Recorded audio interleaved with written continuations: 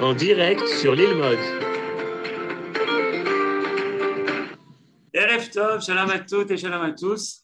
Il est 21h02 en Israël. Vous le suivez un peu partout.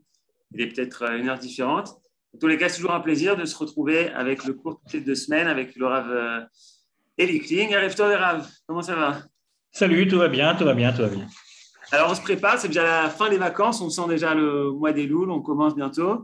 Et tu veux nous parler et de Bereshit et de Caïn également, de nous parler des parachutes qui sont présentes. Tu vas nous parler de Caïn et la génisse. Ouais, la génisse, c'est le féminin du veau, n'est-ce pas? Le veau, ça se dit en hébreu Egel, et la génisse, ça se dit Egla. Alors, il se trouve dans la paracha de la semaine dernière, on a terminé, qui est une paracha courte mais dense, on a terminé la paracha en racontant une cérémonie qui est pour le moins curieuse. C'est-à-dire, on n'arrive pas à saisir réellement le but de tout ça, et surtout les détails sont des détails un petit peu inattendus. Alors, de quoi s'agit-il? Rentrons dans le vif du sujet. Il s'agit donc de la fin de la paracha de Shoftim, qu'on a lu donc hier, Shabbat, et juste à la fin, donc, ça prend une partie du Shevi. Voilà ce que dit le texte. Nous sommes au chapitre 21, Kaf Aleph, du Sefer Devarim. Ki imatze chalal ba'adama asher Hashem Elokecha notenecha lerishta nofel basade lo noda mi hikao. Je vous traduis. Donc, ce premier verset, c'est un verset qui introduit la cérémonie en nous racontant dans quelles circonstances elle doit être faite, cette fameuse cérémonie. Et voilà ce que dit ce premier verset. Ki imatze chalal, lorsque tu trouveras un chalal. Chalal, ça veut dire en hébreu plusieurs choses. Ça veut dire un mort, mais ça veut dire aussi un vide. Chalal, c'est également le mot qu'on emploie aujourd'hui pour parler de l'espace. Chalalit, c'est un vaisseau spatial. Et chalal, chaloul, ça veut dire un trou, ça veut dire un vide, ça veut dire quelque chose qui manque. Et quand on parle de chalal en tant qu'être humain, on parle de quelqu'un qui est mort, en effet, mais quelqu'un qui est mort de manière inattendue. En général, quelqu'un qui a été assassiné. C'est pour ça que le jour du souvenir pour ceux qui sont morts à l'armée, on l'appelle le Yom HaZikaron, les Chalalé. Sahal, Chalalé. Sans doute parce que quand quelqu'un meurt de manière inattendue, avant l'heure, il laisse un vide plus important à cause de la surprise, du fait qu'on ne s'y attendait pas. Donc, c'est quand même pas exactement la même chose que quelqu'un qui meurt à un âge avancé, etc. Là, voilà, c'est un halal. Donc, imatse halal, ça veut donc dire qu'on a trouvé en chemin un halal, quelqu'un qui a été tué. Or, on continue le texte. Ce halal en question, pour que la cérémonie s'applique, il faut plusieurs conditions. Premièrement, il faut que ça soit sur la terre que Dieu t'a donnée en héritage. Autrement dit, c'est une cérémonie qu'on ne peut appliquer qu'en Eretz Israël. Nofel Basadeh. Il faut que le Maccabée en question, le mort, soit trouvé dans un champ. Sadé. Sadé, c'est un champ.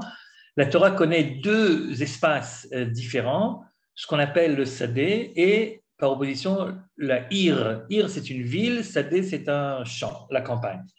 Le mort en question, il doit être trouvé dans un champ. Le champ, à l'époque, ce n'est pas obligatoirement quelque chose qui appartient, un terrain qui appartient soit à un domaine privé, soit à quelqu'un de collectif, c'est-à-dire comme, je ne sais pas, une moïtza, un conseil, etc. J'ai l'impression que mon image est partie, je ne sais pas pourquoi. Perdu. Voilà, elle va revenir, j'espère. Elle devrait, bon. Elle ne revient toujours pas. Non. Bon, écoutez, je ne sais pas pourquoi. Tu débranches. Je branche et je rebranche. Ouais, sur le côté. Ouais. Bref, donc ce que j'étais en train de dire, c'est que le sadé, c'est pas obligatoirement un truc qui appartient à quelqu'un, mais ça peut être. Tiens, voilà, je suis revenu, bonjour. Donc, mais c'est tout ce qui n'est pas ville, c'est-à-dire ça peut être, et c'est le cas ici, un terrain qui appartient à personne en fait. C'est vrai que de nos jours, dans les pays, dans les États qui sont des États administrés, alors il n'y a pas de terrain qui appartient à personne. Soit ça appartient à un privé, soit ça appartient à une collectivité. Mais ici, quand on parle de Sadeh, c'est un champ, c'est-à-dire un terrain vague, si vous voulez, qui se trouve entre deux villes et qui appartient en fait à personne. J'ai sauté le mot Nofel, qui veut dire tombe, et au présent en plus. Nofel Bassadé. Si tu trouves un mort qui tombe dans un champ. Alors c'est vrai qu'en français aussi, lorsque tu tombes sur quelque chose, on utilise l'expression tomber. Et donc, dans le mot tomber, il a certainement aussi quelque chose d'un petit peu inattendu. On ne s'attendait pas. Littéralement, le verset semble dire que tu te balades dans un champ, comme ça, ta petite promenade estivale, et tout à coup, tu as des macabées qui tombent. Qui tombent comme la pluie. Oui. Ce n'est pas exactement ça, mais littéralement, c'est un petit peu ça. C'est-à-dire qu'on ne s'y attend pas et tout d'un coup, on voit un mort donc assassiné. Okay, donc, qu'est-ce qui se passe à ce moment-là? Il faut encore une autre condition pour qu'on fasse la cérémonie, c'est la fin du verset. L'onoda mihikaou. On ne sait pas qui l'a tué. Si on sait qui l'a tué, on ne fait pas cette cérémonie. La cérémonie, elle est faite seulement quand on ne sait pas qui l'a tué. Alors, évidemment, quand tu trouves un mort comme ça sur la route, en général, tu ne sais pas qui l'a tué. Mais quand on dit tu ne sais pas qui l'a tué, ça veut dire après avoir fait l'enquête, bien sûr. C'est-à-dire que les flics sont arrivés, ils ont regardé, ils ont vérifié, ils ont essayé de repérer un petit peu l'ADN, etc. Enfin, bref, ils arrivent au bout de quelques temps, une impasse. Alors, on n'arrive pas. Bon. Qu'est-ce qu'on fait en général quand l'enquête n'aboutit pas? Eh ben, on ferme le dossier, on le met quelque part sur les étagères, mais voilà, c'est fini, quoi. On attend un miracle. Okay. Alors ici, la Torah nous dit, avant le miracle en question, faisons autre chose. Et essayons autre chose, c'est ce qu'on appelle la Egla Arufa, c'est la cérémonie dont on va tout de suite faire la lecture. Donc on a bien compris les conditions, il faut que ce soit un mort, il faut qu'il soit dans un champ, c'est-à-dire pas dans une ville, mais dans un endroit qui n'appartient en fait à personne. Il faut qu'il soit nofel, c'est-à-dire un truc qui n'est pas attendu, on ne s'attend pas. Par exemple, le Talmud dira, si jamais tu trouves un mort, mais il est pendu à un arbre, sur le chemin entre les deux villes, il est pendu à un arbre, et bien on ne fait pas non plus la cérémonie, parce que ça ne s'appelle pas nofel. Nofel, ça veut dire que le coup n'avait pas été préparé, si vous voulez. Il n'y a pas eu de comment est-ce qu'on dit ça? Voilà, enfin, il n'y a pas eu. C'est-à-dire que le type qui a tué l'autre, il l'a tué sans l'avoir réellement programmé, sans l'avoir réellement voulu. OK? Bien. Donc, un mort dans un champ, de manière qui n'a pas été préparée, et l'enquête n'a pas abouti, et ça se passe en Eretz Israël. Et alors, à ce moment-là, quelles sont les étapes de la cérémonie? Très curieux, alors regardez-moi ça. On revient sur le texte. La première étape, il faut que tes juges sortent et qu'ils viennent mesurer quelle est la ville la plus proche du mort. Quel passouk? C'est le passouk suivant, le passouk bête. Ok? Et voilà, préméditation, Toda Rabba Brigitte, Bédio, préméditation, c'est le mot qui m'avait échappé. Donc, et donc tes anciens doivent sortir. Alors, quand on dit tes anciens, alors je ne sais pas si vous savez, mais à l'époque biblique, il y avait en Israël 3 instances juridiques. Il y avait le petit tribunal de Troyes, qui se trouve, chaque fois qu'il y a une communauté juive quelque part, même un petit village, rien du tout, il y a toujours 3 juges. Ce n'est pas obligatoirement d'ailleurs des juges professionnels, mais c'est des juges qui connaissent un petit peu plus que les autres, et ceux-là, ils sont habilités à régler les problèmes qui peuvent déboucher sur une peine financière, ce qu'on appelle dîner mamonot. Je ne sais pas, le bonhomme, il a crevé un œil à son prochain, vous savez, hein, ou alors il lui a crevé les pneus, ou il a crevé quelque chose, alors donc il doit le dédommager. Il y a un beddin de 3 qui se réunit pour ce genre de choses. Ça, c'est le plus petit beddin. Puis après, tu as le grand beddin, ce qu'on appelle le beddin agadol. Alors ça, c'est dans les grandes villes. Chaque grande ville qui se respecte, elle a un beddin gadol. Ce beddin est composé de 23 membres, 23 juges, qui sont des juges professionnels, ceux-là, et eux peuvent juger pas seulement les dîners mamonotes, mais également les dîners nefashot, c'est-à-dire des problèmes qui peuvent arriver jusqu'à la peine de mort, donc des problèmes d'assassinat, comme celui qu'on est en train de voir maintenant. Voilà. Et puis, il y a une 3e instance, et celle-là, elle est unique, un petit peu, si vous voulez, le parallèle de ce qu'on appelle aujourd'hui la Cour suprême, donc il n'y en a qu'une. Et chez nous, elle est composée de 71 membres, on appelle ça le Sanhédrin, et le Sanhédrin, comme vous le savez, il siégeait à Jérusalem. Il siégeait en fait sur l'enseigne du Harabaï, du Beth Amikdash, il y avait là-bas une salle, une grande salle qu'on appelait Ishkat Agazit, et là-bas, le Sanhédrin se réunissait. Alors, de quoi parle le Sanhédrin puisque les autres, les dîners mamonotes et les dîners nefashot, c'est-à-dire les problèmes d'argent et les problèmes de vie ou de mort, sont traités par les instances inférieures. Donc, qu'est-ce qui reste à traiter pour le Sanhedrin? Eh bien, les grands problèmes d'intérêt national. Par exemple, le roi fait une bêtise, ok? Alors, même si la bêtise en question peut amener à le rendre coupable de payer quelque chose, donc a priori, normalement, un bad-din de 3 suffirait, mais comme c'est le roi et que tout ce qui touche le roi, finalement, touche le peuple tout entier, le roi ne comparaît jamais dans une instance qui n'est pas le Sanhedrin. C'est le Sanhedrin qui peut juger le roi et pas n'importe qui d'autre. Mais pas seulement ça, c'est le Sanhedrin qui décide si on peut aller faire une guerre ou si on ne peut pas. Le roi est obligé de demander l'avis du Sanhedrin et l'accord du Sanhedrin pour partir à la guerre. On parle d'une guerre de conquête, pas d'une guerre de défense. Une guerre de défense, le roi ne demande à personne, il mobilise les gens et puis voilà. Ce qu'on appelle Milchemet Mitzvah. On parle ici de Milchemet Reshut, c'est-à-dire une guerre qu'on fait pour pouvoir élargir le territoire, etc., pour toutes sortes de raisons. Alors, on doit demander au Sanhedrin. Le Sanhedrin, comme vous voyez, s'occupe donc de choses très, très importantes. C'est lui également qui fait ce qu'on appelle les takanot, c'est-à-dire qu'il décide s'il faut légiférer de manière unique parce qu'il y a un phénomène terrible qui se reproduit, etc. Donc, il faut prendre des mesures qui ne sont pas celles de la Torah obligatoirement. Le Sanhedrin peut prendre ce genre de mesures. Donc, vous voyez, le Sanhedrin, c'est vraiment l'instance suprême qui s'occupe des problèmes qui concernent le peuple tout entier. Or, le texte, quand il dit « Veyatsu zekenecha veshoftecha », si Yohann peut nous ramener le texte sur l'écran, ça serait bien.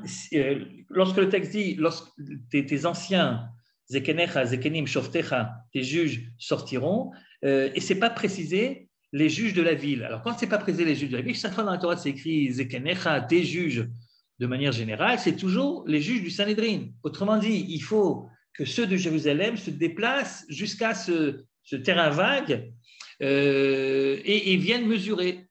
Alors, évidemment, ce n'est pas les 71 juges du Sanhedrin qui vont se déplacer, bien entendu. Zekenecha, c'est un pluriel. Le pluriel, en général, c'est 2 minimum. Shoftecha, c'est 2 également, 2 et 2, 4. Mais chez nous, il n'y a pas d'instance juridique paire, c'est toujours un nombre impair, donc on rajoute un 5e, et donc, dira le Talmud, c'est une délégation de 5 juges, mais 5 juges parmi les 71, c'est-à-dire c'est les vénérables juges de tout Israël. Ceux-là doivent se déplacer, donc Veyatsu, ils doivent quitter Jérusalem, ils doivent arriver jusqu'à l'endroit où on a trouvé le mort, et là, c'est quoi leur rôle? Madedou, El Harim, Asher Sivot et Chalal, ils doivent mesurer les villes tout autour du mort pour savoir quelle est la ville la plus proche.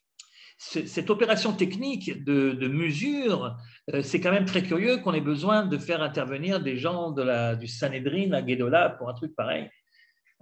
N'importe qui peut mesurer. Hein. Bon, il y a aujourd'hui des spécialistes, ce qu'on appelle des modédim, c'est-à-dire des gens qui sont là pour mesurer. Bon, c'est un petit peu compliqué de mesurer exactement, c'est-à-dire donc il y a des spécialistes dans chaque ville. Pas besoin de déranger les gens de la Grande Assemblée pour ça. Enfin, les gens du Sanhedrin, pardon, pour ça. D'autant plus que si on regarde la suite de la cérémonie, eh bien, figurez-vous que leur travail s'arrête là. C'est-à-dire qu'ils sont déplacés de Jérusalem. Pourquoi faire? Pour mesurer. Et puis c'est tout. Une fois qu'ils ont mesuré, leur boulot se termine. Et là, ils passent le relais au juge de la ville la plus proche. Donc, si vous voulez, au 23 de la ville la plus proche. Ve'aya ha'ir akerova el halal, pasuk suivant, pasuk gimel. Et lorsqu'on a déterminé quelle est la ville la plus proche, alors à ce moment-là, c'est les zikne ha'ir ha'i. Vous voyez la différence? Cette fois-ci, ce sont les juges de la ville en question qui prennent Eglat Bakar. Ils doivent aller chercher une génisse, donc Eglat Bakar, Asher lo ubadba, qui n'a pas travaillé, donc on lui a pas mis la charrue pour qu'elle tire, pour qu'elle laboure, je ne sais pas quoi. Non, voilà, c'est une génisse toute jeune, hein, elle n'a encore rien fait, elle n'a pas bossé. Ok. Et donc, il faut trouver Shalo Badba, Shalo Mashra Be'ol, elle n'a pas donc tiré un joug. Ve'oridu zikne ha'ir ha'i et ha'egla el nachal etan, et ces juges donc de la ville en question, ils doivent rechercher également autour de ce qu'on appelle un nachal etan. Un nachal, c'est un wadi, c'est un fleuve, un cours d'eau, voilà. Mais il est etan. Etan, ici, c'est pas exactement le même sens que dans l'Israël moderne. Etan, ça veut dire un fleuve un peu sauvage qui n'a pas dont on ne s'est pas servi pour pouvoir arroser irriguer les champs. Et Bichlal, on ne s'en est pas servi du tout. Pas non plus pour faire une usine hydroélectrique, vous voyez, c'est un truc sauvage, un fleuve, quoi. Donc, cette deuxième étape. Première étape, on mesure. Deuxième étape, on cherche la Egla qui n'a pas travaillé et un Nachal qui n'a pas été exploité. Et troisième étape, Ve'arfou Sham et Egla, d'où le nom de Egla Arufa. Ve'arfou Sham, ça veut dire Oref, comme vous le savez, c'est la nuque. Am Keshe Oref, un peuple à la nuque raide. Oref, c'est la nuque. Et donc, on tue cet animal par la nuque. C'est qui est très, très curieux parce qu'en général, comme vous le savez, chez nous, les animaux, on les tue par le cou, ce qu'on appelle la shrita. Et ici, c'est la harifa, c'est par la nuque qu'on doit tuer cet Egla, ce qui est très curieux, Banachal, près du fleuve. Dernière étape, ou avant-dernière étape, Venikshu Akohanim ben Levi, qui bam bachar Hashem Elohecha lesharto ulvarech beshem Hashem ve'alpiem yeh kol riv vechol naga, et on amène les Kohanim également. Il y a un monde fou finalement dans cette cérémonie. Donc vous voyez, il y a les 5 juges du Sanhédrin, il y a les 23 juges de la ville, il y a évidemment le public qui est curieux et qui vient assister, et puis il y a surtout les Kohanim qui sont là. Alors là, dans ce verset numéro 5, on ne te dit pas exactement quelle est la fonction des Kohanim et pourquoi est-ce qu'ils sont là, mais ils doivent être là. On te dit qu'ils sont là parce qu'ils ont été choisis pour servir Dieu au Beth Amikdash, également pour faire les brachot, mais surtout, et c'est ça qui est important, Valpiem Yekolri Vechol Naga, ils ont également cette vocation. Chaque fois qu'il y a un conflit dans la ville, ce sont les Kohanim, les Bnei Lévi qui s'occupent un petit peu de faire le shalom entre les gens. Bon, il faut comprendre socialement pourquoi c'est justement les Kohanim, parce que, comme vous le savez, les Kohanim et les Lévim en général n'avaient pas de terrain agricole. Et donc, qu'est-ce qu'ils faisaient toute la journée? Ils étudiaient la Torah. Vous allez me dire, non, ils servaient au Beth Amikdash. Oui, ils servaient, mais pas tous en même temps. C'était à tour de rôle, donc c'était très rare finalement, et puis ils passaient beaucoup plus de temps à la maison qu'au Beth Amikdash. Et donc, quand ils sont à la maison, ils font quoi? Comme ils n'ont pas de terrain à travailler, eh bien, ils étudient la Torah. Du coup, ça devient les enseignants. En fait, la plupart des profs à l'époque, des enseignants, des instituts, c'était des Kohanim.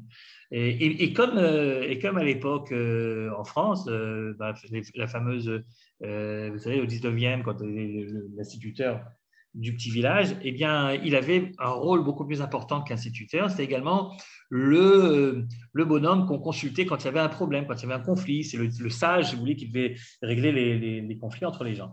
Et donc, justement, apparemment, il y a un conflit puisqu'il y a un bonhomme qui est mort. Et donc, c'est important qu'il soit là, qu'il soit présent, les Kohanim. Qu'est-ce qu'ils doivent faire? Le texte ne le dit pas encore, il le dira tout de suite après. Donc, les Kohanim sont là, tout est en place, et on a tué la Egla. On ne sait pas trop pourquoi, et on ne sait pas pourquoi on l'a tué par la nuque, mais enfin on l'a tué. Et près de ce fameux fleuve. Et ensuite, regardez la suite, c'est le passage suivant. Et ensuite, nous lit le texte.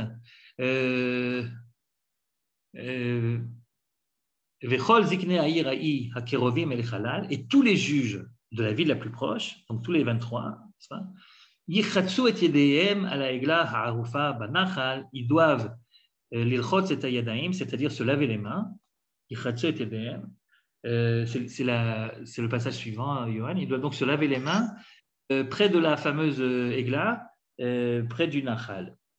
Se laver les mains, ça veut dire tremper donc les mains dans l'eau en question, c'est-à-dire ve'anu ve'amru, et ensuite dire, donc ils trempent les mains, puis ils disent, yadenu ces mains-là, lo shafru et adam hazeh, c'est pas eux qui ont versé ce sang, ve'anenu lo ra'u, et nos yeux n'ont rien vu. Donc ils doivent se dédouaner, les juges de la ville, en disant, c'est pas nous qui l'avons tué. Évidemment, tout de suite, Rashi pose la question, vechi ala da'atenu chez Zikne Ha'ir, Ratzchanim Hem, est-ce qu'on avait comme soupçon que justement c'était les juges qui étaient les premiers suspectés du meurtre? C'est quand même bizarre qu'on ne sait pas qui l'a tué et c'est les juges qui doivent dire c'est pas nous. Mais évidemment, c'est pas toi. Pourquoi tu veux qu'on pense que c'est toi? Et Rachid de dire au nom de la Gemara que non. C'est-à-dire, on n'a pas de responsabilité indirecte non plus. C'est-à-dire que, imagine le scénario suivant, un bonhomme est arrivé dans notre ville et personne ne l'a remarqué. C'est très problématique. Normalement, nous avons, en tant que ville organisée, nous avons quelqu'un qui est là pour repérer les gens qui arrivent au Beth Knesset ou qui arrivent ailleurs et qui ne sont pas du coin. Et donc, évidemment, on doit leur poser la question, dites donc, est-ce que vous venez de loin? Est-ce que vous allez où manger? Est-ce que vous allez où dormir? Etc.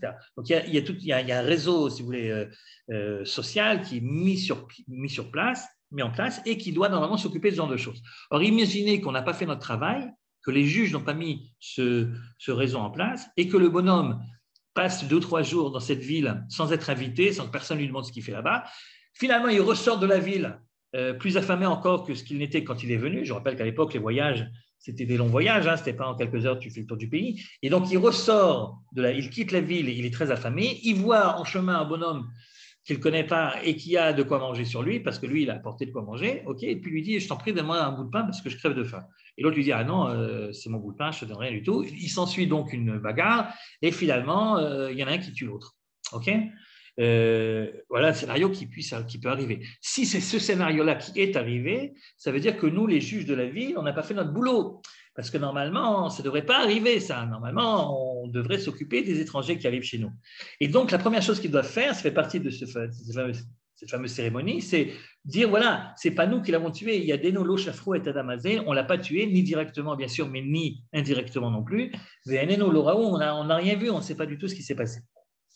Entre nous, je pense que c'est de là que vient l'expression « s'en laver les mains », qui veut dire en bon français se désintéresser de la chose ou se déculpabiliser de la chose, s'en laver les mains.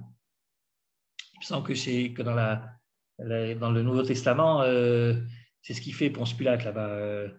Quand il demande s'il doit tuer Jésus ou l'autre, Barabbas, je ne sais plus comment il s'appelait, et que finalement c'est le peuple, c'est les Juifs qui décident que c'est Jésus qui doit mourir. Alors lui, il se lave les mains et il s'en lave les mains. Donc c'est pas, on ne demandait pas responsable, hein, c'est pas moi. Donc, mais je suppose que même là-bas, l'expression vient en fait de notre texte à nous. Sans laver les mains, ils se lavent les mains et disent voilà, c'est pas nous qui l'avons tué. D'ailleurs, Maïmonide dira qu'est-ce qu'on fait si jamais la ville n'a pas été à la hauteur? C'est en effet les services qui sont censés normalement se préoccuper des gens qui viennent de l'extérieur n'ont pas fait leur boulot, ne fonctionnaient pas. Le type était malade, il n'a pas été remplacé, voilà, on a fait une bêtise. Et alors à ce moment-là, peut-être que le scénario en question, c'est vraiment ça qui s'est passé, va savoir.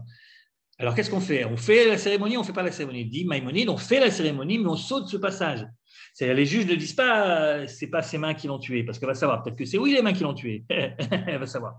Donc c'est seulement si tu n'as rien à te reprocher que tu dis en effet ça. Et ensuite, Pasuk Chet, 8e verset, Kaper l'Amcha Israël, pardonne à ton peuple Israël. Alors la Gemara dira que ça c'est les Kohanim justement qui doivent le dire, puisque eux c'est les spécialistes de la kapara, du pardon, comme vous le savez. Kaper l'Amcha Israël, Shapadita, Hashem, Val, Titen, Damnaki, Beker l'Amcha Israël, Benikper l'Am Adam. Donc on demande le pardon pour tout le peuple juif, pour cette tragédie qui est arrivée près de chez nous, un type qui a été tué par un autre, on ne sait pas qui c'est qui l'a tué. Voilà donc l'histoire de la Egla Arufa. Voilà donc l'histoire de la Egla Arufa. Il y a plein donc de petites questions, ou des grosses questions qui apparaissent à la lecture de ce texte et de cette cérémonie. Il y a d'abord, on ne comprend pas très bien pourquoi est-ce que les juges de la ville la plus proche seraient plus responsables que les juges de la ville la moins proche. Parce que le type il a été tué à 2 km de Sderot et à 10 km de Netivot, qu'obligatoirement, c'est les gens de Sderot qui sont responsables. Hein. Le bonhomme a très bien pu rencontrer son assassin plus proche de là ou plus proche de là. Ça ne veut pas dire que l'assassin provient d'Afka, justement, de cette ville. Bon, d'accord. Mais à part ça, la deuxième question, qui est en fait celle qu'on a posée au début, c'est pourquoi est-ce qu'il faut déranger les gens du Sanhédrin Agdola, du grand Sanhédrin de Jérusalem, pour aller faire une mesure, alors que n'importe qui peut faire cette mesure. Je dirais même plus, le Talmud dira que qu'est-ce qui se passe si le Maccabée il se trouve à 2 km de Sderot et à 20 km de Netivot. Autrement dit, tu n'as pas besoin de mesurer, hein, à vue d'œil, tu vois très bien quelle est la ville la plus proche. Et la halakha dira non, il faut mesurer. Même quand tu sais déjà, tu mesures quand même. Pourquoi? Parce qu'il y a écrit Ouma Dedou, il y a écrit et tu mesureras, et il n'y a pas écrit dans quel cas, donc il faut mesurer dans tous les cas. Même si tu sais a priori quelle est la ville la plus proche. Donc imaginez donc, les gens du Sanhédrin Agdola qui en général parlent de choses super importantes. S'il ne faut pas aller à la guerre, il ne faut pas aller à la guerre. Ceux-là doivent venir, se mettre à 4 pattes, mesurer, même s'ils savent déjà à l'avance quelle est la conclusion. Bizarre. Ça, c'est bizarre. C'est bizarre aussi qu'il faut tuer la génisse par la nuque. Pourquoi est-ce qu'il faudrait tuer une génisse? Et puis aussi, le fait de trouver une génisse qui n'a pas travaillé et devant un fleuve qui n'a pas servi, ça aussi, ça demande explication. Bref, on a beaucoup de questions sur cette paracha de Egla Arufa. Et la question, si vous voulez, qui transcende toutes les autres, c'est quel est le but de tout ça finalement? On le fait pourquoi, cette cérémonie? Qu'est-ce qu'elle va nous apporter? Alors, je voudrais un instant que Johan nous permette de revenir sur le premier verset, donc le tout premier verset de la paracha, de la Egla. C'est Léa maintenant qui est aux commandes. C'est Léa. Pardon? C'est Léa qui est aux commandes, alors donne-lui le mérite. Ah, c'est Léa qui est aux commandes. Toi, tu t'en vas, toi, c'est fini. Toi. Ouais, je serai là à la fin. Bon, très bien, passe le bonjour à tout le monde. Alors, oui, alors non, c'est le passage d'avant. C'est le premier passage, Léa. Si tu peux nous le mettre, le premier texte, le premier passouk. À mon avis, pour comprendre tout ça, la clé pour comprendre toute la cérémonie, c'est le tout premier verset. Regardez le tout premier verset, passouk Aleph. On va essayer de l'analyser un peu plus profondément. Ki matzeh halal. Non, c'était bien. C'était le premier. Pas celui-là. Voilà. Non, je suis d'avant. Voilà, très bien, parfait. Ki matzeh halal ba'adama she'Hashem Elokecha notenecha lerishta. Quand tu trouveras donc un halal, regardez l'expression, regardez bien l'expression. Ba'adama she'Hashem Elokecha notenecha lerishta, sur la terre que Dieu t'a donné en héritage. Ça a l'air de rien. Mais l'expression « la terre que Dieu t'a donné en héritage » n'est pas une expression heureuse. Normalement, pour ce genre de choses, on dit « ha'aretz, asher Hashem Elokecha notenecha lerishta », le pays que Dieu t'a donné. Et vous savez, la terre et le pays, la différence en hybride, c'est comme en français. Hein, la terre, c'est la terre, le matériau, la terre, et Eretz, c'est le pays. Et quand on dit le pays que Dieu t'a donné en héritage, c'est Eretz normalement qu'il faut dire, pas Adama. Et c'est vrai que sur les centaines d'expressions qui se trouvent dans le Tanakh, où il y a écrit la terre que Dieu t'a donnée en héritage, c'est toujours écrit Eretz, sauf dans 6 cas. 6 cas particuliers, et celui-ci en est un. Et chaque fois, il faut se poser la question, pourquoi est-ce que d'un coup on a changé? Au lieu de dire Eretz, on a mis Adama. Okay. Regardez ensuite, Nofel Bassadé. Bon, Sadé, c'est évident qu'il fallait l'écrire, mais enfin, Nofel, il tombe, on a relevé ça tout à l'heure, que c'est un petit peu bizarre. Et le dernier terme, ou la dernière expression, c'est l'Onoda Minikam, on ne sait pas qui l'a tué. Alors, je vais vous dire, moi, quelque chose. Ce verset, qui a l'air de rien, il fait référence à un autre passage bien plus connu de la Torah, c'est l'affaire Caïn et Hevel, le premier meurtre de l'histoire au chapitre 4 de Bereshit. Et pourquoi je vous dis qu'il y a ici une volonté de celui qui a écrit le texte, donc d'Hachem lui-même, de faire référence à Caïn et Hevel, parce qu'il se trouve que les 4 motifs du premier verset de la Eglarofa se retrouvent tous les 4 dans Caïn et Hevel. À la fois Adama, à la fois Nofel, à la fois Sadé et à la fois Lonoda Miika, on ne sait pas qui l'a tué. Alors, avec l'aide de Léa, on va essayer de voir le texte de Caïn. Voilà, très bien, parfait. Adam Yada et Travaishto, donc je vous lis, c'est le début du 4e chapitre de Bereshit. Donc l'homme a connu Chava, sa femme.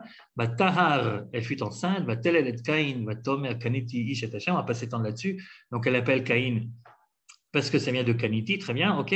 Tosef la ledet et Achiv et Havel, et puis elle continue à accoucher d'un deuxième, c'est Hevel.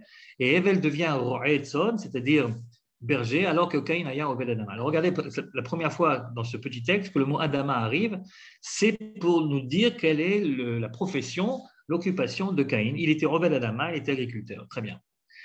Vaï Miketz Yamim, le temps passant, Vaïave Caïn lui prie à Adama. Deuxième fois que le mot Adama apparaît. Et Caïn amène des fruits de la terre comme offrande à Hachem. Ok, Minchal Hachem. Quant à Hevel, lui, il offre autre chose, très bien. Et donc, Dieu accepte l'un mais n'accepte pas l'autre. Remarquez au verset 5, par contre, il n'a pas accepté, c'est tout en bas, il n'a pas accepté l'offrande de Caïn, et sa face est tombée. On retrouve la racine Nofel qu'on avait vue tout à l'heure dans la Egla Ofa. Suite de ce passage, Léa, si tu peux nous montrer la suite, voilà, très bien. Donc Dieu dit à Caïn, pourquoi tu es tellement énervé et pourquoi ton visage est tombé? De nouveau, le terme Néphila, de nouveau le terme tombé. Alors, il me dit, laisse tomber pour l'instant. Lorsqu'ils étaient au champ. Alors, le champ, Sadé, contrairement à Adama, ça arrive encore 3 fois après, c'est-à-dire Adama, c'est un motif qui revient très souvent dans ce petit passage du meurtre de Caïn. On ne peut pas ne pas le remarquer, Adama. C'est à la fois l'occupation de Caïn, à la fois l'offrande de Caïn, et à la fois la complicité pour pouvoir l'accuser. Parce qu'un peu plus tard, il sera dit qu'est-ce que tu as fait là, dit Dieu, c'est le dernier verset là-bas de Pasuk Yud. J'entends la voix du cri de ton frère, du sang de ton frère qui monte vers moi depuis la terre. Donc la terre, en fait, elle sert également à accuser le coupable. C'est la terre qui montre le coupable du doigt, si vous voulez. Et le sang de la victime crie depuis la terre. Et ensuite, également dans la punition, on retrouvera la terre, etc. La terre apparaît à chaque étape de cette histoire de Caïn. Donc je vous dis 6 fois dans un petit texte de rien du tout. Et donc évidemment, c'est un motif très, très central. Mais même le mot sadé, qui veut dire le champ, se trouve ici, bon, alors ça apparaît qu'une seule fois, pas 6 fois, mais lui non plus, tu ne peux pas ne pas le voir puisque c'est le lieu du crime, en fait. Le sadé, c'est le lieu du crime. Le texte tient à préciser que c'était lorsqu'ils étaient au champ, lorsqu'ils étaient au champ, que Caïn s'est levé contre son frère Ével et il l'a tué. C'est le lieu du crime. Et là, je vais vous dire, si tout à l'heure on a vu qu'il y avait 2 formes d'endroits dans la Torah, soit Sadé, soit Ir, soit le champ, soit la ville. Ici, c'est très curieux qu'on ait dit Sadé parce qu'il n'y a pas de ville encore. Vous voyez, Caïn et Ével, ils n'ont pas encore créé de ville. C'est la génération d'après qui créera les premières villes. Et donc, on se demande pourquoi on est obligé de dire Sadé. Sadé, le mot Sadé, ici, il est un peu problématique. Donc, si je reviens au passouk de tout à l'heure de l'Egla Roufa, là-bas dans l'Egla Roufa, vous avez le mot Adama qui n'était pas à sa place, on aurait dû dire Eretz, c'est pas Adama. Vous avez le mot Nofel qu'il faut expliquer. Et chez nous, vous avez le mot Sadé qui est bizarre, où tu veux que ce soit, c'est-à-dire.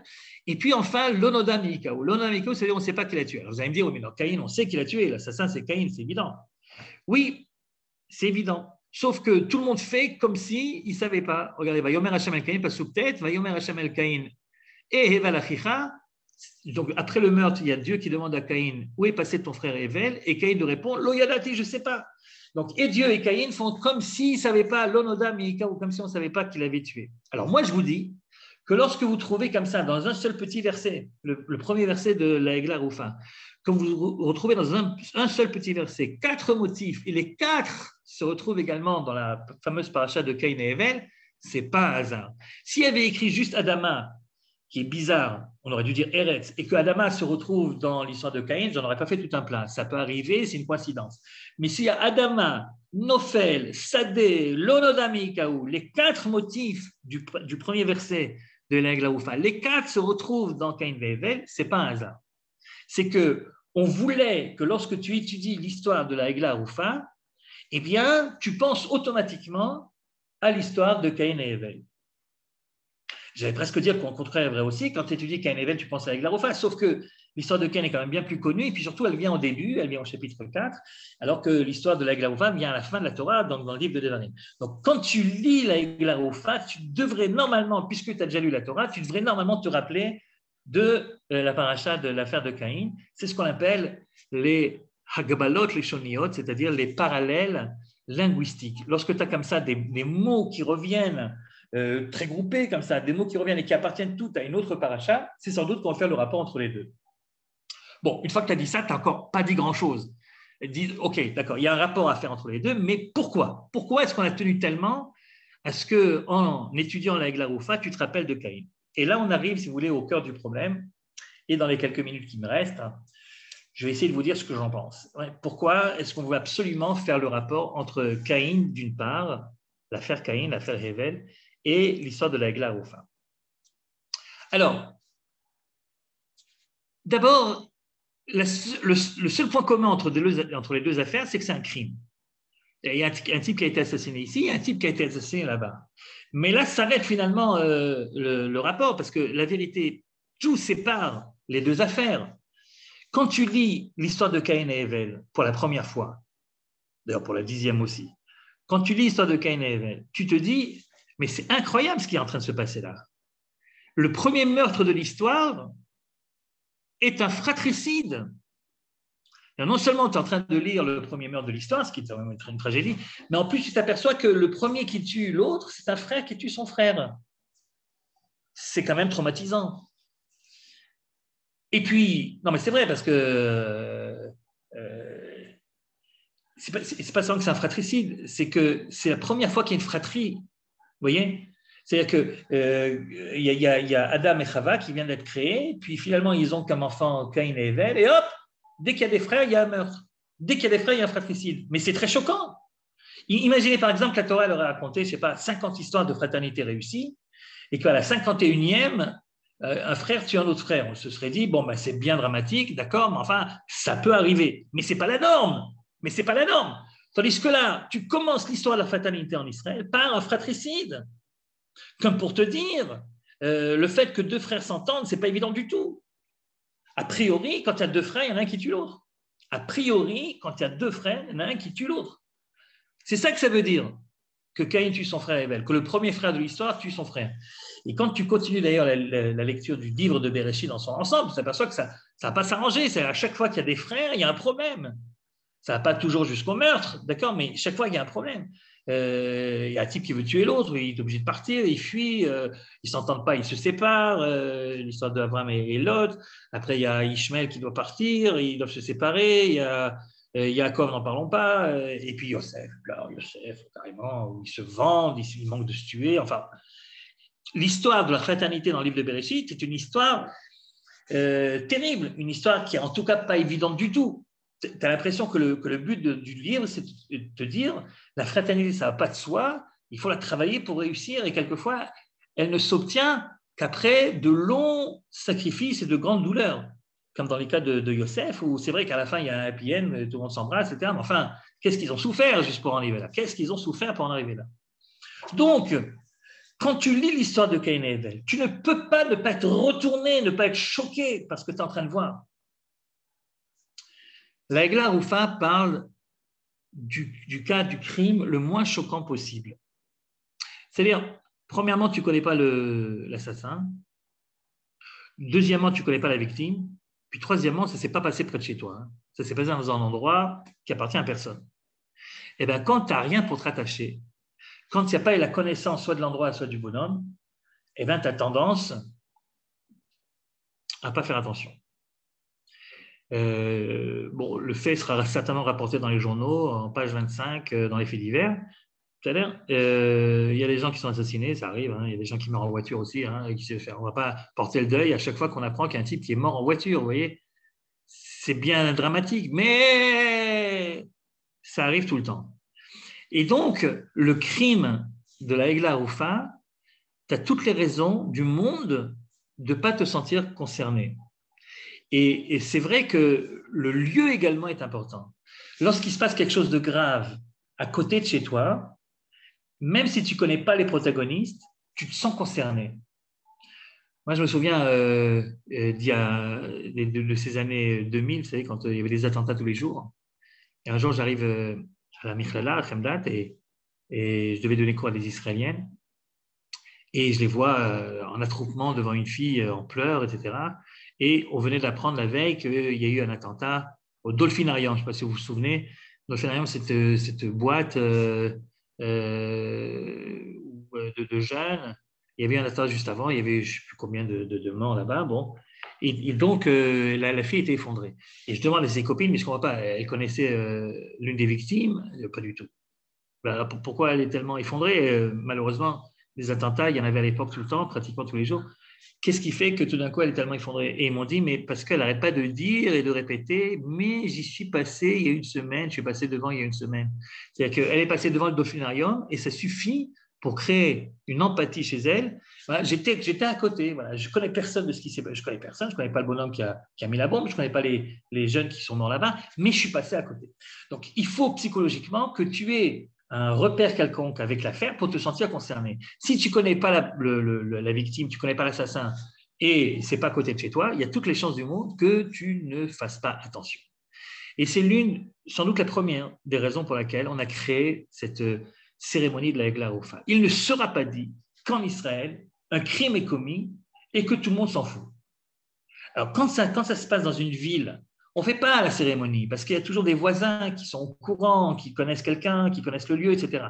Mais lorsque c'est un truc anonyme entre deux villes, le terrain n'appartient à personne. Alors là, il risque d'arriver ce scandale, qu'un crime a été commis en Israël et que personne ne s'en préoccupe réellement. Les flics ne trouvent pas. Bon, ils ne trouvent pas, et donc on ferme le dossier. Alors vient la Torah, elle dit, ben non, on ne ferme pas le dossier.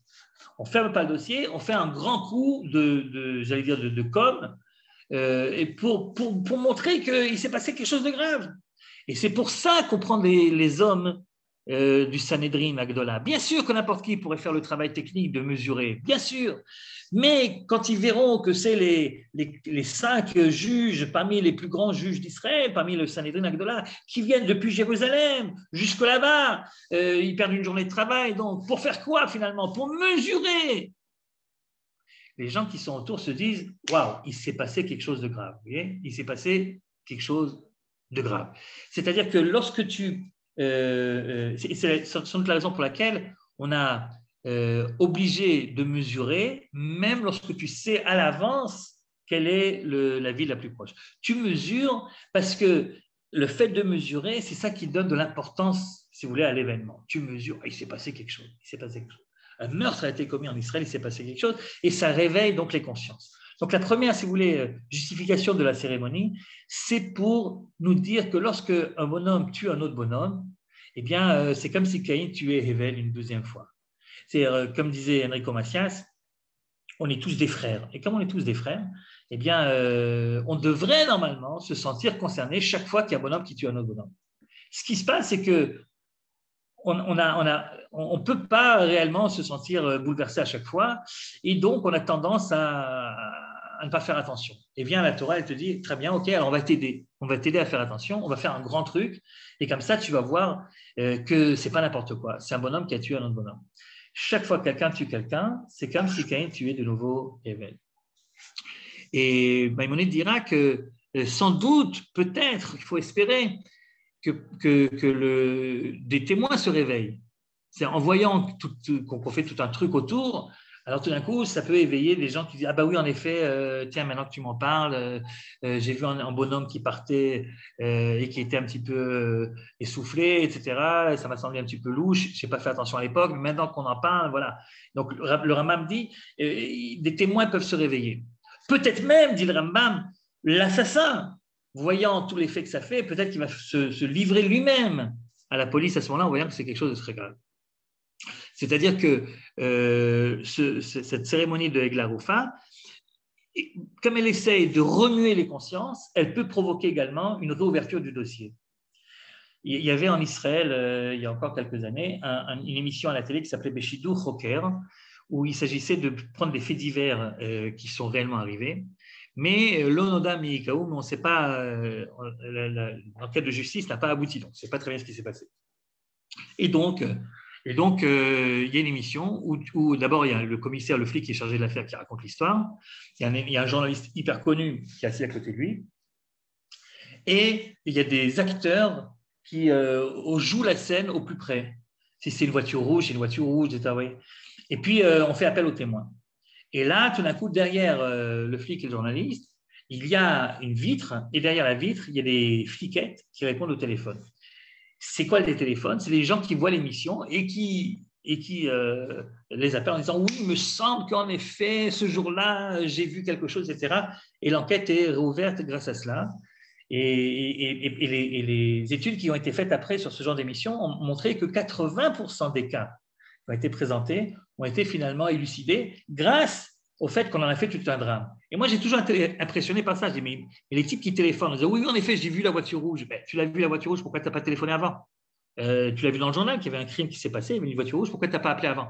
Ah ben oui, mais avant, je ne savais pas que c'était tellement important. Mais là, quand je vois que le journaliste lui-même à la télé, etc., bon, apparemment, c'est important. Donc, en fait, c'est quelque chose de psychologique qui fait que le bonhomme, voyant que c'est important, il va se sentir concerné davantage et donc peut-être que l'enquête va pouvoir être ouverte à nous. D'ailleurs, je suis persuadé que le type qui a fait l'émission Beshudo Choker, je ne sais pas si ça existe en France, l'émission, je pense que oui, mais le type qui a fait l'émission en Israël, il a sûrement étudié la halakha de Egla Roufa, parce que vous avez compris que l'émission, c'est en fait la Egla Roufa de notre époque. Et je suis sûr qu'il connaît les halakhot, puisqu'il y a une halakha qui dit que Mishérabo Arotzrim, Betela Egla Roufa. Lorsque les assassins où les assassins se sont multipliés, lorsqu'il y a eu trop de crimes à Jérusalem, trop de crimes en Israël, on a arrêté la cérémonie, on laisse tomber, on ne fait plus d'églà aux femmes. Ben oui, vous comprenez pourquoi. Et imaginez que les juges arrivent depuis Jérusalem pour mesurer et ils te disent bon, allez, il est où le Maccabée, hein, parce que dans 10 minutes, j'ai un autre corps à mesurer là-bas à Ashdod, il faut que j'y sois, et après j'en ai en fin de soirée à Ashkelon. Bon, ben, les gens ne sont plus impressionnés du tout. Si ça devient trop courant, on n'est plus impressionné. Malheureusement, des faits divers qui n'ont pas abouti, si vous voulez, on n'a pas réussi à trouver quelque chose, je suppose qu'il y a de quoi faire une émission par soir, vous voyez. Seulement, ils font très attention à la télé, à faire une fois tous les, je ne sais pas combien de mois ou combien d'années.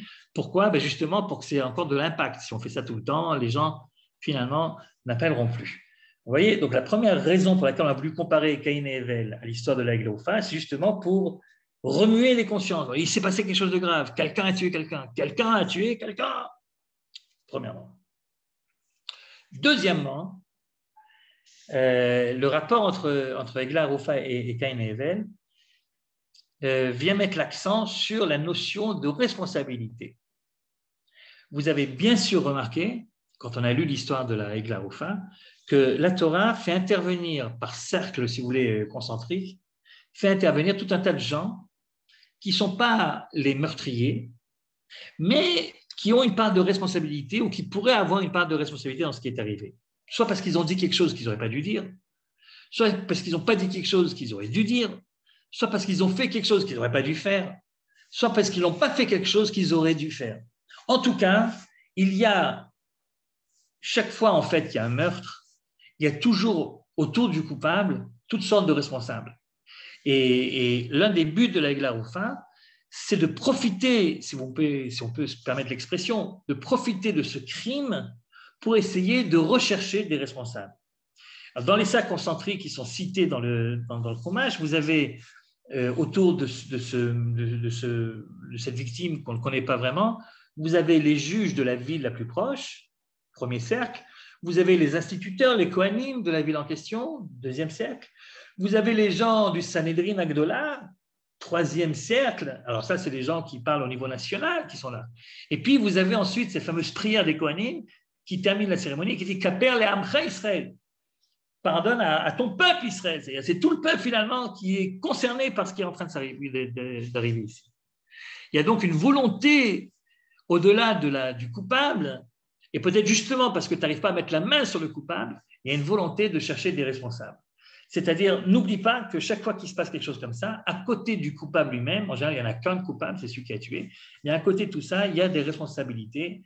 Et peut-être c'est le moment, justement, parce que tu n'as pas le coupable entre les mains, c'est le moment de faire ce qu'on appelle un examen de conscience et de chercher quels sont les responsables. Et les profs, évidemment, les éducateurs sont responsables, et bien sûr. Vous savez, la responsabilité, c'est quelque chose de très large, finalement. Et elle s'arrête là où toi, tu as envie de l'arrêter. On ne peut pas te dire tu es responsable jusque-là et pas à partir de là. C'est toi, chacun de nous, plus il se sent responsable et plus il se sent concerné par tous les problèmes, y compris les problèmes les plus éloignés de lui. Je me souviens que lorsque Rabin a été assassiné en 1995, et que je suis arrivé le lendemain, un dimanche, je suis arrivé à la Mikhlala, à Khemdat Adaron pour enseigner. De nouveau, j'avais cours avec les Israéliens. Et c'était évidemment impossible d'enseigner, de faire cours normalement, tout le monde parlait que de ça. Et donc, j'aurais dit, OK, très bien, venez, on va en parler. Donc, j'aurais bien aimé savoir à quoi vous avez pensé au moment où, hier soir, vous avez entendu que le Premier ministre d'Israël a été assassiné. À quoi vous avez pensé? Alors, il y a eu un silence total dans la salle de classe. Et puis, à un moment, au bout de 5 longues minutes, il y en a une qui me dit, vous savez, c'est des jeunes filles de 20 ans, elles appartenaient toutes au milieu sioniste religieux, vous voyez. Et donc, il y en a une qui me dit, j'étais il n'y a pas longtemps madricha au Bnei Akiva, au mouvement sioniste religieux, j'étais madricha, j'étais monitrice. Et plusieurs fois, il s'est avéré que j'aurais dû intervenir et je ne suis pas intervenu. Je donne un exemple. Mais tu sais, les gosses au Bnei, ils ont l'habitude de déformer les paroles des chansons.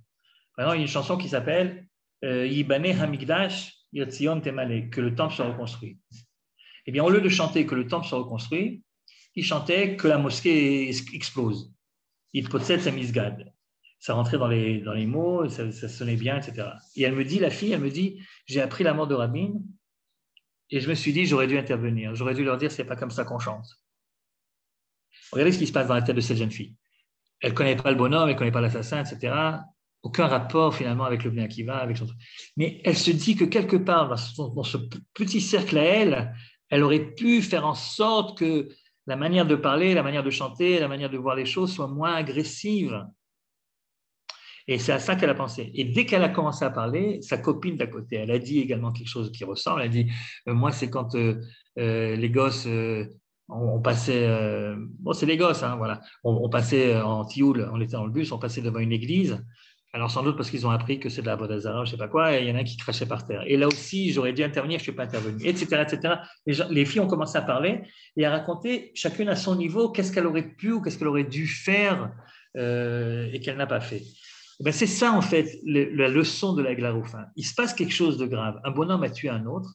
Tu ne sais pas qui c'est qui l'a tué. Très bien. Essaye de trouver, profites-en pour essayer de faire un cheshbon nefesh et de voir chacun à notre niveau. Qu'est-ce qu'on aurait pu dire, ou pas, pour qu'il y ait moins de violence, dans la manière de parler, dans la manière d'écrire, dans la manière de taper un commentaire sur Facebook, dans la manière d'insulter ton adversaire politique avec lequel tu n'es pas d'accord. Vous savez que le 3 Elul, c'est-à-dire cette semaine, le jour de la Iloula de Rav Kook, des élèves du Rav Kook ont insulté un bonhomme qui est venu se recueillir sur la tombe du Rav le jour de la Iloula parce qu'il appartenait à un autre parti politique que leurs parents, je suppose, ou que leur rabbin, etc. Comme si l'enseignement de Rav Kook n'était pas justement d'essayer de dire, Tishma, tu peux être très ferme dans tes positions sans obligatoirement dégénérer ça en violence, soit en violence physique ou en violence verbale. Et donc, quand il se passe quelque chose de grave, chacun de nous doit se remettre en question, qu'est-ce que j'aurais pu dire, qu'est-ce que j'aurais pu faire pour éviter que les flammes prennent de telles proportions. On peut très bien s'opposer, discuter, en gardant des règles qui sont des règles de savoir vivre et de savoir débattre, etc., etc.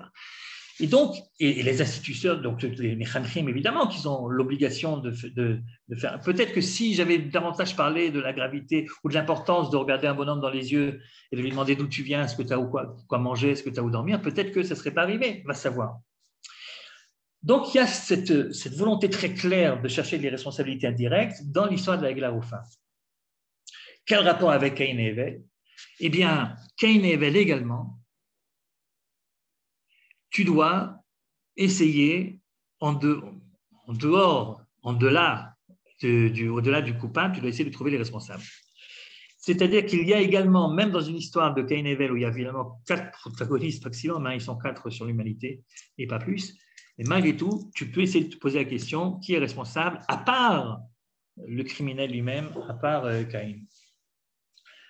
Alors, et le fait que je t'oblige à chercher des responsabilités directes, c'est parce que les mots font le rapport entre la Glaroufin et Caïn et Hevel. Si vous voulez, de la même façon que tout à l'heure, on a appris que de Caïn et Hevel, tu peux apprendre quelque chose sur la Glaroufin, c'est-à-dire de la même façon que tu as été retourné, choqué, traumatisé par le premier fratricide de l'histoire, de la même façon, tu devrais te sentir concerné lorsqu'un type anonyme tue un type anonyme dans un endroit que tu ne connais pas, c'est-à-dire, eh bien, en sens inverse, l'histoire de la Glaroufin apprend quelque chose sur l'histoire de Caïn et Hevel. De la même façon que dans la Glaroufin, tu dois chercher des responsabilités indirectes parce que tu ne connais pas le coupable, de la même façon, même lorsque tu connais le coupable, comme dans l'histoire de Caïn et Hevel, tu devrais également t'efforcer à chercher des responsabilités indirectes. Quelles sont les responsabilités indirectes possibles? Qui peut être responsable dans l'histoire de Caïn et Hevel, à part Caïn lui-même? Je crois que j'ai encore une fois disparu du truc, je ne sais pas pourquoi. Voilà, très bien, ok. Alors, qui peut être responsable de cette affaire? Qui peut être responsable, non pas coupable, mais responsable du crime de la mort de Hevel? Dans un premier temps, vous avez les parents. Parce que Adam et Chava, dans le chapitre 4, qui est le chapitre du meurtre, ils n'apparaissent pas du tout. Et le silence de la Torah, quelquefois, est plus éloquent que les paroles de la Torah. Bon, quand je dis qu'ils n'apparaissent pas du tout, j'exagère parce qu'ils apparaissent dans le premier verset. Le premier verset de l'histoire de Caïn, du chapitre 4, c'est Adam yada et Chava ishto. Et Adam a connu sa femme Chava et elle fut enceinte et ils eurent des enfants. C'est-à-dire qu'on parle des parents comme des géniteurs. Mais après, les problèmes qui existent entre le berger et l'agriculteur, les problèmes qui vont s'aggraver au point où finalement le corban de l'un va être accepté et pas celui de l'autre, et donc il va se créer une tension, une jalousie, une haine qui va déboucher sur un meurtre. Pendant toute cette période-là, les parents n'interviennent pas. Soit ils ne sont pas au courant de ce qui se passe, soit ils sont au courant, mais ils préfèrent ne rien faire, je ne sais pas. En tout cas, le fait que les parents n'interviennent pas, c'est quand même très grave. Est-ce que vraiment ta seule fonction sur Terre, c'est de mettre les gosses au monde et après aller jouer au tennis? Et puis, une fois que le meurtre a été commis, disons que tu n'as pas su prévoir à l'avance, mais une fois que le meurtre a été commis, comment se fait-il qu'on ne te voit pas? Comment se fait-il que tu n'apparaisses pas pour parler à ton fils assassin qui est encore là? Enfin, vous voyez, il y a une sorte de condamnation, si vous voulez, ou en tout cas, ce n'est pas condamnation, en tout cas, de montrer du doigt les parents de la manière la plus discrète possible, mais malgré tout, en n'en parlant pas, tu fais un petit peu leur procès. Ben, où ils étaient pendant tout ce temps-là. Donc les premiers responsables, à part le coupable, ce serait donc Adam et Chava eux-mêmes. Deuxième responsable, et c'est très délicat de le dire, mais il faut le dire quand même, deuxième responsable, ce serait la victime, Hevel. Toujours délicat de culpabiliser la victime. Après tout, c'est la victime, qu'est-ce que tu lui veux? Ben oui, mais dans le cas de Caïn et Hevel, en tout cas, le corban de Hevel a été accepté et le corban de Caïn n'a pas été accepté. Lequel des deux aurait dû faire le premier pas vers l'autre? Lequel des deux aurait dû vouloir comprendre qu'est-ce que ressent l'autre? Évidemment, Hevel aurait dû comprendre ce que Caïn ressentait à ce moment-là, que Vaïplou Panav, que sa face est tombée. Mais ce n'est pas lui qui fait le premier pas. Qu'est-ce que le texte nous dit? Yomer Caïn et Hevel achiv. Après l'histoire du corban, c'est Caïn qui veut dire quelque chose à son frère. Finalement, il n'arrivera pas apparemment à le dire, puisqu'il n'y a rien écrit. Donc, je ne sais pas, la haine a fait en sorte qu'il n'arrive pas à parler. Mais en tout cas, c'est lui qui voulait dire quelque chose, alors que c'est Hevel qui aurait dû faire le premier pas chez Caïn. En tant que frère responsable, tu aurais dû lui dire, ok, d'accord, mon corban est accepté, pas le tien, viens, on essaie de réfléchir pourquoi. Qu'est-ce que tu as mis dans ton corban que tu n'aurais pas dû, ou le contraire, viens, on essaie de faire un, toi et moi ensemble. Donc là aussi, malgré la difficulté de le dire, il y a quand même une part de responsabilité, on va dire comme ça, une part de responsabilité chez la victime, chez Hevel, qui aurait peut-être dû et pu faire en sorte que les choses ne s'enveniment pas jusqu'à ce point-là. Et puis, il y a un troisième responsable. Et là, j'aimerais que Léa nous montre le midrash de Rabbi Shimon Bar Yochai. C'est un midrash qui se trouve dans Bereshit Rabbah. Et le midrash dit quelque chose de très fort. Et je suppose qu'une partie d'entre vous y a pensé. Mais quand on le pense, on n'ose pas trop le dire. Mais le midrash, lui, il le dit, et pas n'importe qui, c'est Rabbi Shimon Bar Yochai. Donc, si on peut voir ce que dit Rabbi Shimon Bar Yochai, Léa. Bon, en attendant, je vous le raconte. Amar Rabbi Shimon Bar Yochai, caché hadavar leomro, vi efshar l'apel farsho. Ce qui veut dire, imaginez le Rabbi Shimon qui parle et qui dit, ce que je vais vous dire maintenant, c'est dur à dire et c'est impossible à expliquer. Ce que je vais vous dire maintenant, c'est dur à dire et c'est impossible à expliquer. On a envie de dire à Rabbi Shimon, écoute mon vieux, si c'est tellement dur à dire et impossible à expliquer, peut-être tu ne le dis pas. Mais non, justement, je vais le dire. Je vais le dire. Alors, qu'est-ce que tu veux dire? Machal Ishne Atletim. Quand je vois cette histoire de Caïn et Hevel, à quoi ça me fait penser, dit Rabbi Shimon. Et c'est Rabbi Shimon, hein. Rabbi Shimon, c'est celui qui a écrit le Zohar, vous voyez, Rabbi Shimon. Bar Yochai. Donc, Rabbi Shimon, qu'est-ce qu'il est en train de nous dire? Il est en train de dire, quand je lis l'histoire de Caïn et Hevel, ça me fait penser à quoi? Ça me fait penser à deux athlètes, Shne Atletim, chez Midgosheshim, l'Ifnei Ameler, qui se disputent devant le roi. En fait, il parle de quoi? Il parle des jeux du cirque, il parle des gladiateurs, il parle de ce qu'il connaît. Parce que nous vivons, à l'époque de Rabbi Shimon, nous vivons à l'époque de l'occupation romaine, et les jeux du cirque, évidemment, c'était ce qui permettait aux gens de décompresser, d'accord, de se distraire un petit peu. Donc, il n'y avait pas de télé à l'époque, imaginez, donc ça ne devait pas être simple tous les jours. Les gens devaient s'ennuyer à mourir. Donc, ils allaient de temps en temps lorsqu'il y avait les jeux du cirque, ils allaient donc assister dans une arène, à Césarée ou ailleurs. Et c'est quoi le jeu? Il y avait toutes sortes de trucs. Et puis finalement, le morceau le plus important, c'était les deux gladiateurs qui se battaient entre eux à mort. C'est-à-dire, le jeu s'arrêtait lorsque l'un tuait l'autre. Et voici que les deux se battent à mort, donc. Et vous savez, pour qu'il y ait un petit peu de suspense, comment est-ce que ça se passait? Avant que le dernier donne le dernier coup, avant que, il y en a un qui a l'air complètement fini, mais il faut encore donner un dernier coup pour le tuer, pour l'achever complètement. Et donc, c'est à ce moment-là que le juge perspicace, il doit arrêter les jeux, il doit arrêter le combat. Et à ce moment-là, tout le monde se tait et tout le monde regarde du côté du roi ou de son représentant, du gouverneur de la région, qui avait sa loge, évidemment. Et tout le monde le regarde. Et c'est le suspense. Parce que c'est le roi ou le gouverneur qui décide s'il est bien réveillé, si c'est l'anniversaire de sa femme, si il est de bon tempérament ce jour-là, eh bien, avec son pouce, il dira comme ça. Et comme ça veut dire qu'il faut sauver le moribond. Et donc, il y a deux types qui arrivent avec un brancard, on met le bonhomme dessus, on essaie de sauver ce qu'on peut encore sauver.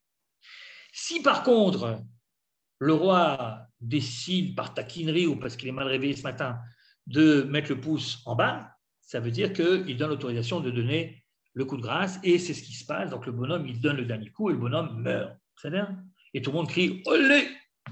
ou quelque chose comme ça. Eh bien, figurez-vous, Rabbi Shimon Bar Yochai, il dit ce truc incroyable.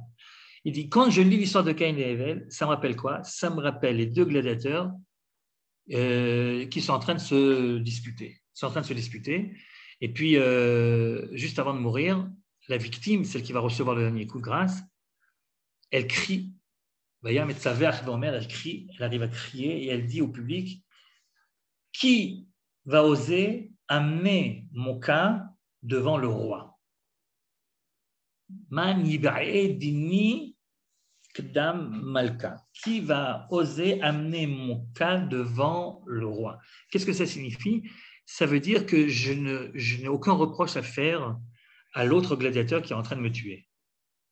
Parce que finalement, ce sont les règles du jeu. S'il ne me tue pas, c'est moi qui vais le tuer. Mais à qui je reproche la situation tragique dans laquelle on se trouve? Au roi. Parce que si le roi avait voulu, il aurait pu nous séparer. Si le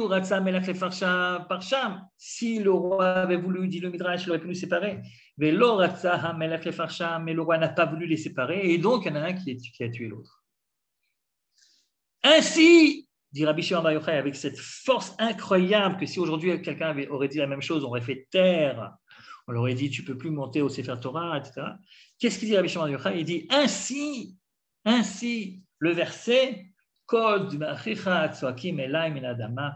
j'entends le son du sang de ton frère qui monte vers moi depuis la terre.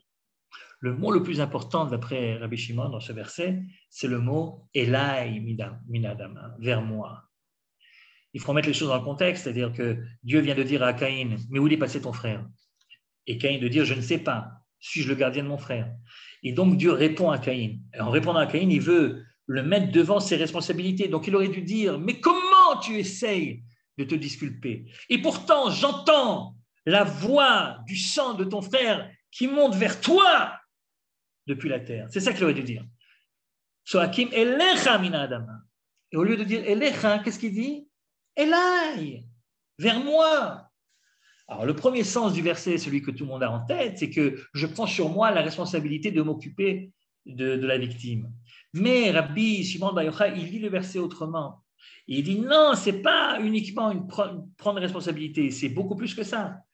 Je sens que la victime m'accuse également à moi et elle n'a pas complètement tort parce que c'est moi le roi qui a organisé les jeux.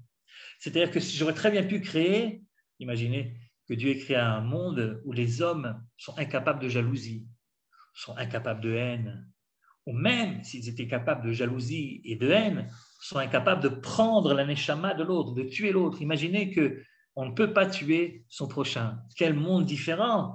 Dans quel monde différent on aurait pu vivre? Mais Dieu prend une décision qui est une décision éthique, morale, et dire non, l'homme est libre d'aller jusqu'au bout de sa méchanceté.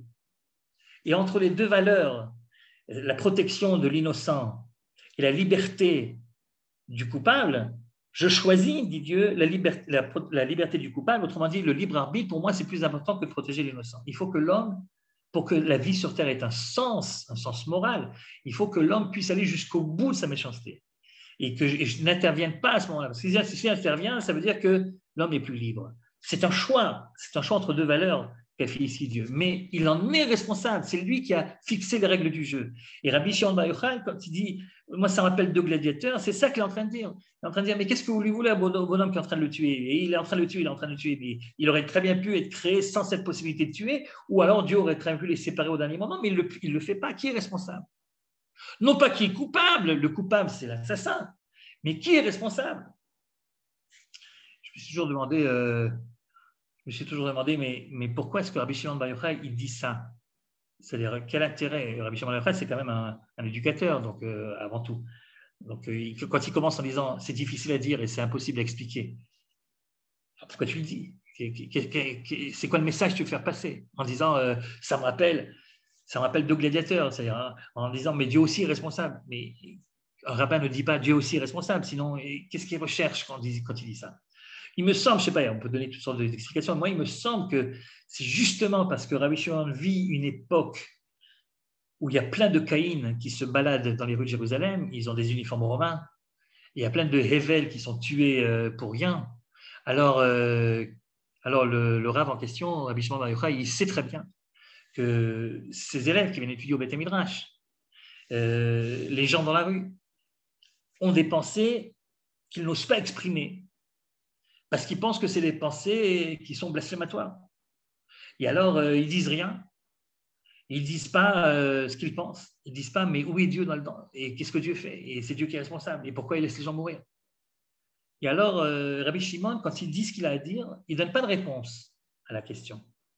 Mais il la pose au Beth Midrash. Il l'écrit dans le Midrash. Et je pense qu'il fait un acte éducatif important, parce qu'il est en train de dire, quand vous avez une question, posez-la. Il n'y a pas de question blasphématoire, il n'y a pas de question taboue. Et si tu refuses de créer un espace dans lequel tu peux poser toutes les questions, alors ce qui va se passer, c'est que la question, elle va rester chez ton enfant ou chez ton élève, et elle va grandir parce qu'il n'aura pas pu l'exprimer. Et puis à un moment, lorsqu'elle va sortir, parce qu'elle sortira, quand elle sortira dans un milieu, dans un contexte où toi, tu ne seras plus là, et ça peut prendre des proportions dramatiques. Et donc, je pense que c'est pour ça qu'il a posé ici. Mais en tout cas, quelles que soient les raisons de Rabbi Shimon Bar Yochai, ce qui est clair en tout cas, c'est qu'ici, Rabbi Shimon pousse la recherche de la responsabilité au maximum. Ce n'est pas seulement les parents, ce n'est pas seulement Hevel, la victime, mais c'est Dieu lui-même qui porte une part de responsabilité dans ce qui est arrivé. Donc, si je veux résumer un petit peu ce qu'on a vu ce soir, on a vu qu'il y avait deux parachiotes qui, a priori, n'ont pas grand-chose à voir, mais par le jeu de ce qu'on appelle les parallèles linguistiques, c'est-à-dire par le jeu du fait qu'il y a des mots qui reviennent de manière concentrée dans un seul verset, des mots qui reviennent dans les deux parachiotes et des mots qui n'auraient pas dû réellement s'y trouver, des mots qui sont un petit peu des anomalies. Le fait donc qu'on retrouve ces mêmes termes dans les deux parachiotes, c'est pour nous obliger à comparer les deux. Comment est-ce qu'on doit comparer les deux textes, celle de la Egla Roufa et celle de Caïn et Hevel? Deux réponses on a données, il y en a peut-être d'autres, il y en a sûrement d'autres. Bon, il y en a une autre en tout cas que je connais, mais je ne peux pas vous la dire maintenant parce qu'il est là. En tout cas, deux réponses qu'on vient de donner. Première réponse, c'est pour secouer les gens, de la même manière que tu as été secoué lorsque le premier frère de l'histoire a tué son frère. De la même façon, tu devrais être secoué chaque fois que quelqu'un tue quelqu'un d'autre, et si tu ne l'es pas, on va t'aider à l'être, premièrement. Puis deuxièmement, cette recherche de responsabilité, ce n'est pas parce que tu ne connais pas le coupable que tu es dispensé de rechercher les responsables. Les responsables existent toujours, et justement, l'absence du coupable, eh bien, c'est une occasion pour essayer, chacun d'entre nous, à notre niveau, de faire notre remise en question.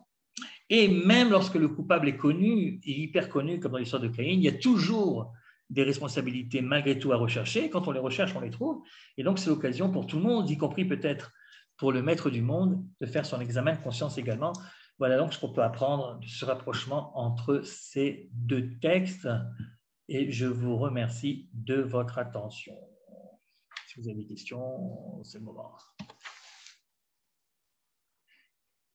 Alors, je ne suis plus os, je n'arrive pas à partager les grands, c'est pas grave, on s'est débrouillé autrement. Qu'est-ce qu'on devrait dire aujourd'hui? Ben oui, qu'est-ce qu'on devrait dire aujourd'hui?